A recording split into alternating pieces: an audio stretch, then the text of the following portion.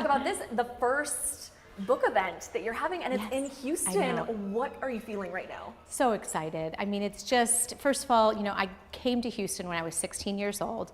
I graduated from Klein High School. So this is part of my DNA. The city, the people here, I love so much. It was my first introduction to Texas, where it became my forever home. So it felt right to be able to do this here tonight. Getting the book into people's hands.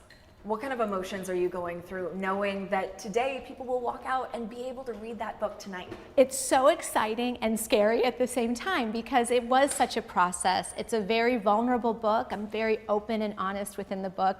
And so with all those emotions, it's like handing off a baby to the world. But I'm so excited, and I really am hopeful that it brings people a lot of hope and inspiration in their own lives. Your story does have so many lessons I think people can draw from.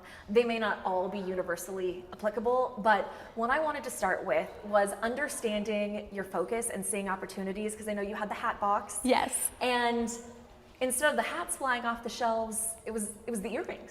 Right. I think sometimes when we start something, we have one vision of like, this is what it's supposed to be. And the answer to our future could be right in front of us and we don't see it. And in my case, it wasn't hats was the future, it was actually jewelry. But it took me going through that 5 years and learning so much about retail that failure, and I talk about it a lot in my book, of failing forward, I needed that experience to be able to build the successful company I have today. So when we're going through those moments, it's really hard, but I promise on the other side of it, it's your bridge to get you to the next most amazing place you're headed. Failure can really wreck a person's confidence, their self-esteem. You've talked before about how that first store you took your earrings to rejected you, and you had to learn and coach yourself through that rejection. What would you say to other folks who are dealing with something similar today? I got asked in an interview yesterday, how many no's to yeses did you get? And I laughed. I said, probably 1,000 to 1, to be quite honest. I got so many no's. But part of that was learning to accept no in a different way. So if you look at no, it's on in the mirror. And for me, it was a way to just get the conversation started. At least now we were communicating. So if someone said no, I'd say, well, what didn't you like about my collection? Could I have made something different? What are you looking for? It gave me an opportunity to learn and grow. And the next season went back to them, hearing and listening to what they wanted, and many times was able to turn that no into a yes. So if we start to think about no's as the first step to a possible yes, it's going to change the way we deal with them.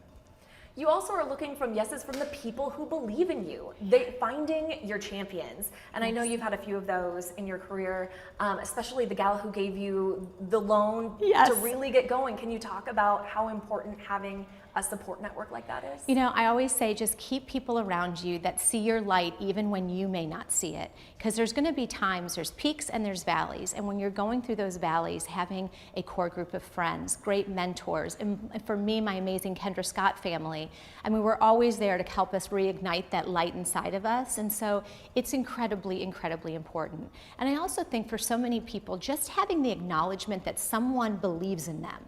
So getting a loan here in Texas from a female president, she believed in me, and that belief gave me belief in myself. So it's so powerful, those interactions that we have. You're a mom.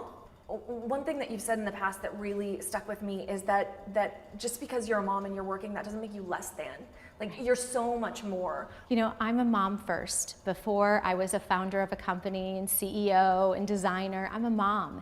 And I've created an environment where you can have a great career and you can have a family too. We shouldn't have to choose anymore. We are over 95% women at Kendra Scott. Many of us are moms, and we are a village. We love each other, we support each other, and we make sure that we're there for our family first. If you're happy in your family life, you'll be happy in your career, and that's how we prioritize things at Kendra Scott. I know you've covered a bunch of this in your book, but is there the number one takeaway for readers when they get your book? I believe that all of us have innate and immense value, that we were put on this earth for a reason. We are all born to shine. And my hope is that not only can we find that shine within ourselves, but we can help other people find it within them.